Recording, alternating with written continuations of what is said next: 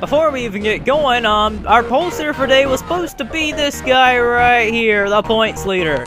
And, well, he did not get rolling off on the roll-off start. So, Max is going to miss the start. And Dutta is going to be guaranteed with the pole, or Scabnicky won. Scabnicky is the guy. And Scabnicky and the whole inside line actually got the advantage because the start there. Now Jacob Hart's got troubles in the number 99 there. Really slow on the inside. Nearly got turned with Will Lewis down the inside there. Hart is really low. I think he's just getting out of the way. I don't know. Oh, Sora Fox nearly got turned up there. Boy, but Demax right there in the number 24. He came in the race, this race as the points leader. And really and truthfully, Demax, now he's getting new tires and all.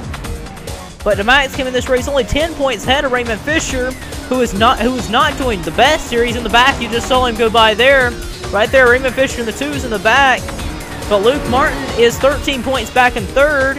He's up there. He'll probably take the points lead if Ian Dutta doesn't. Ian Dutta is fourth in the standings on the same amount of points as Luke Martin.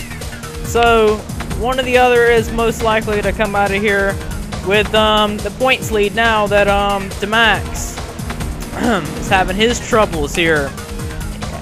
But Jonathan Scabnicky in the number 97 has not had the best of luck this season. As of, you saw it back in Dover, 2 out of the 4 races he's had to come down pit road early on in the going.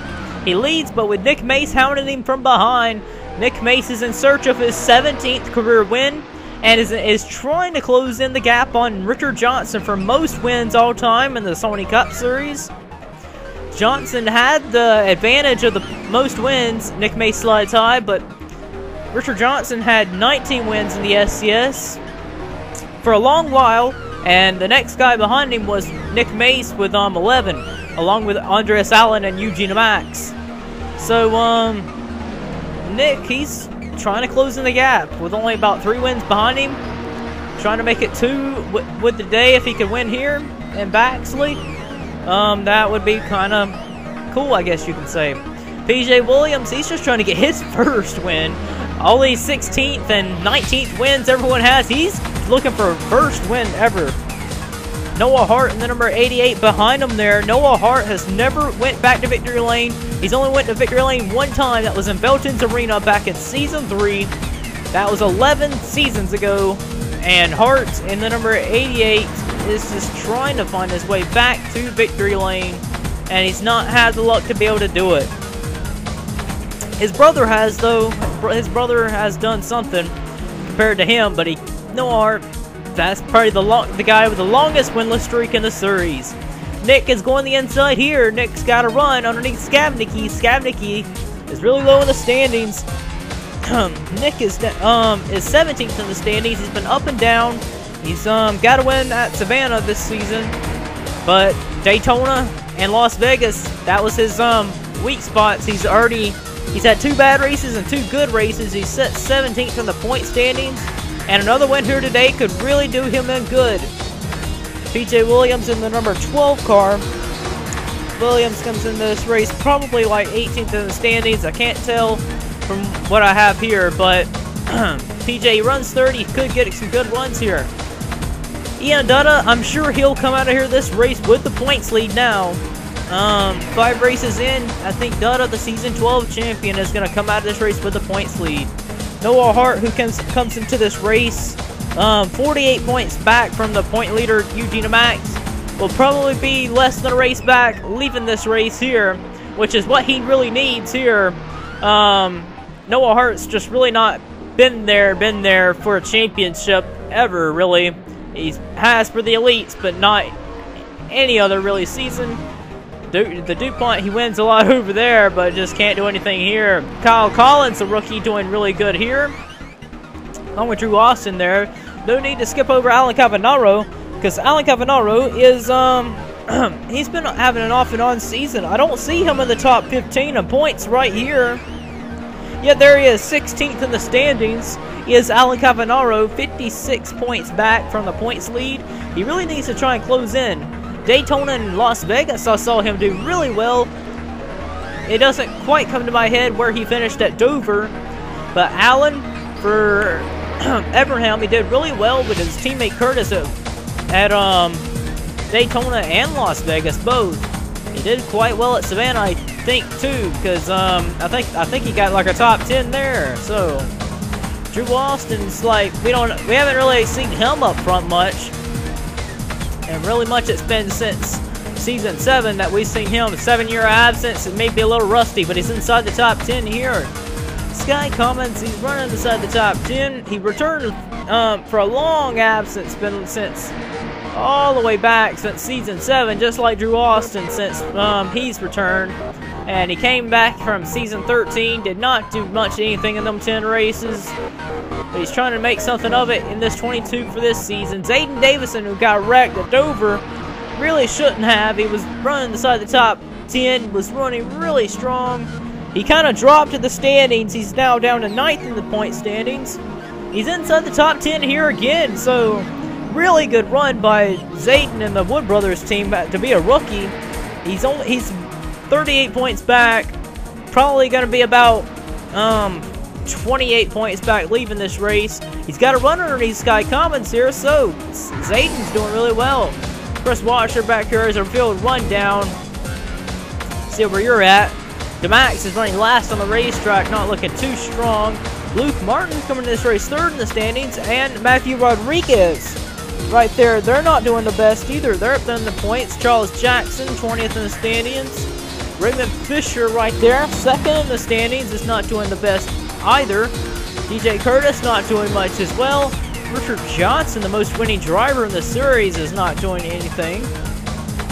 Trent Togger, Brandon McGuire, Jordan Davis, and Will Lewis, the last guys on the lead lap, trying to just make something of it this day and get some points. Nick Mace has just pretty much dominated this race here at Baxley. Once he took the lead from Jonathan Skabnicki, no one's been able to make the most of it. Skabnicki has been holding off these guys, though. He's trying to get a good finish here, and if Skabnicki can finish 2nd, that'll be really good for his day here. He really needs a 2nd place run. Coming into this season, it's been the first time in his career, really, that he's had strong equipment. With Roush Fenway, he's usually in the underfunded teams. Like the Shelley Incorporated team, he was with like 2 seasons in a row in the Gen 6. Now he's with Roush with good equipment. I expected him to do a little bit more than what he's doing, but guaranteeing that he's had, well, given the fact that he has had to come down pit road early on in the race, 2 races out of 4 this season, can't really say much that it was his fault on that part there. But battle for the 4th position right here, Noah Hart underneath PJ Williams there. Gets the 4th position on him. So Nick Mace is already lapping guys on the back bumper of Jordan Davis. Davis, a past champion of the series, is looking right behind him, and he sees that lead lap car of Nick Mace, the leader. Nick Mace, number 48 Chevrolet, and Jordan Davis there. Brandon McGuire right there in the number 30. He's going to get lapped there. But Nick Mace, let's talk about him just a little bit since he is leading. Nick Mace has been so close to winning championships before, and he's on a good run here to go after another title run like he always does. Season number 2, season number 4, season 5, season 7, season 8, season 9, season 10,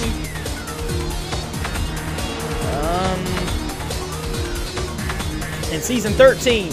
So 8 seasons out of 14, or out of 13, he's been in the title hunt. So 8 out of the 5 seasons that he's been in this entire career, he's been in mathematical contention down in the finale to come away as champion.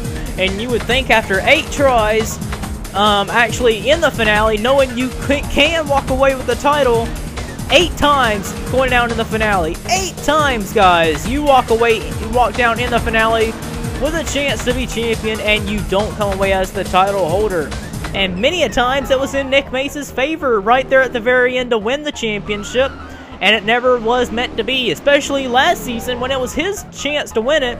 All he had to do was finish 7th that race. He only had to do was finish 7th that race. And guess what he did? He hit the wall from 5th place. And he went down to 20th and never could recover. And the biggest upset in the Sony Cup Series, the biggest comeback of a championship I've ever seen, DJ Curtis pulled it out to be champion. That was the most recent finale that Mace was even in a championship fight with. But Nick Mace is looking to try and get his 2nd win of the season as he takes the white flag here. One more time around Baxley here for Nick Mace's Lowe's Chevrolet. And he'll capture his 17th win. Nick Mace has got these short tracks down pat as the 2nd short track of the schedule. It's at Baxley and the 2nd Georgia race of the season. Nick Mace wins here at Baxley and captures his 17th Sony Cup Series victory in ARCSOA over here. Boy, Nick Mace is there on Richard Johnson for closing in on the most wins. Nick, he at one point in the career of the Sony Cup Series back in Season 2, Nick Mace was the most time all winners. He led the record for most wins of the Sony Cup Series, and that was with 4 back then. But then quickly Richard Johnson took it away and never has given back the top spot as most winning driver of the series. But Nick Mace is closing in on Richard Johnson for most wins all time of the series. He's now captured his 17th career win in the Sony Cup Series. 2 more to tie Richard Johnson's record at 19. But Nick Mace gets his 2nd win of the season. Let's go down to your finishing results and standings after Baxley.